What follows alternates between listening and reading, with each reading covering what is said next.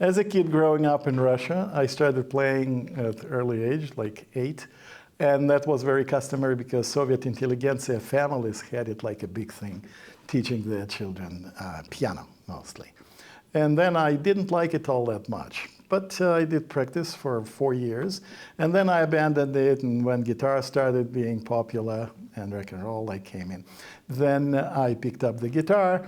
But after a while, I heard my friends, when I was about the age of 14 or 15, I had my friends starting playing rock piano. And that like shocked me. And then I started trying. And wow, I discovered I can do this actually.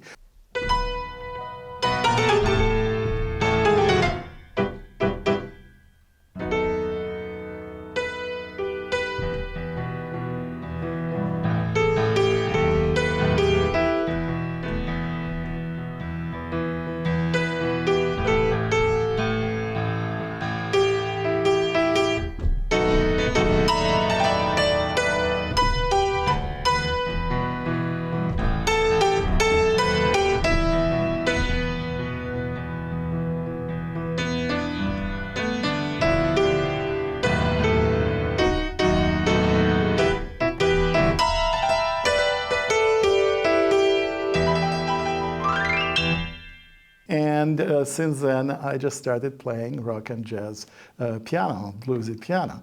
And that's how I started playing in my high school band. There was a friend of mine, very talented bass player, Andrei Mickiewicz, with whom we still maintain as a lifelong friend.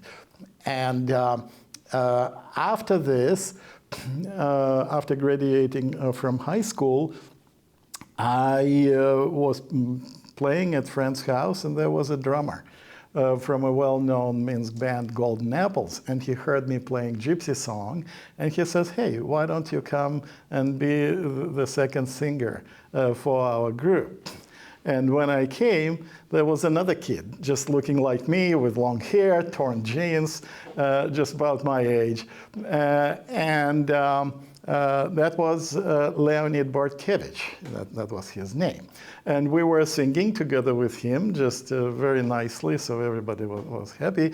And then Leonid asked me, hey, you know, I think I'll probably try to go to the Philharmonic and get position there to be a singer, professional singer, and probably I would like actually to be the people's artist. That's like the highest ranked recognition in the Soviet Union. I looked at him and said, oh, he must be just completely crazy. And then he said, well, how about you? And I was planning already to go to Polytechnic at that time. I said, well, I will actually go to Polytechnic, and then I'll graduate from there, defend my PhD, and then I'll become a professor. This is what? I mean, this is just like completely ridiculous. Both of this thing happened, actually.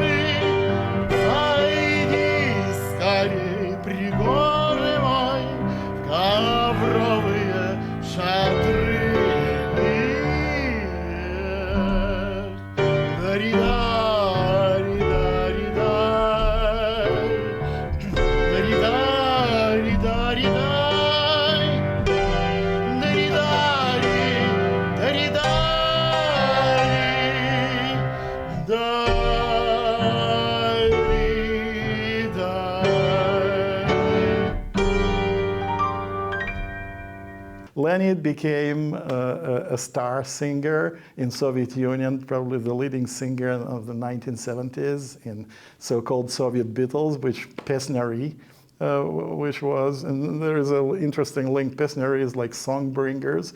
So Andrei Mickiewicz's granddad was one of three song bringers. It's Yanka Kupala, Jakub Kolas, he was the grandson of Jakub Kolas, and Maxim Bogdanovich, both like extremely talented. So those guys named themselves like Pesnary, the song bringers, and Bartkevich turned out to be the lead singer. And when they came to the United States in 1976, actually Paul McCartney and John Lennon came to their concert, and they were planning the album together. So just click Pesnary, Leonid Bartkevich, you'll see that. So after this, then I immigrated, defended my PhD here, and continued playing. And I also played drums. So the only professional playing in the United States for which I was actually paid was on drums. It was really funny, with a very good band from Soviet Union that asked me, can you play drums? Yeah, because they had everything taken. So since then, I played with my PhD students. I had several PhD students. Gordon Pellegrinetti, he had his own band, Bad Velvet, very heavy metal. And then Dow Drake, he had very nice guitar. So we played in my house. We played like trio, so PhD students. And I had several more PhD students who were excellent musicians also. And now, my kids, they are very talented in music. They didn't go to music career, but they are adults now, and I hope they still play. And my wife plays piano very well. So right now, it pretty much is very prominent in my life to take a musical instrument, guitar or piano. If guitar, my wife is accompanying me. And we perform in our friends, and we wanted actually to perform in Kraner this intermezzo at one point. Well, maybe it will still happen. So also, as far as link between music and technology, it's extremely profound. For example, in my course, Computer Control, one of the topics is wavelets, and this is exactly how to place in time and in frequency the sounds, and that's music, the notes, in time and in frequency. Also, in digital signal processing, now it's digital technology. Everything is digitized, so music naturally comes as a tool to show the quality of discretization, various techniques of discretization. So not only it plays a big role in my life, but also in actually teaching, in conveying the basic concepts. And I'm enjoying music. I love all music styles. I just love Guarneri sounding Jascha Heifetz. I have several records at home. Then I pretty much like a lot jazz, especially Charlie Parker. Just gives me goosebumps, you know, with his sex flights. And I listen to heavy metal. Also love those musicians, Richie Blackmore and, you know, Tony Iommi from Black Sabbath. So it's very varied sort of musical taste palette, I would say.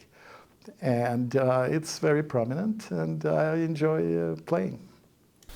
I play this to my PhD students after their defense. It's Jailhouse Rock, which I call Joe's House Rock.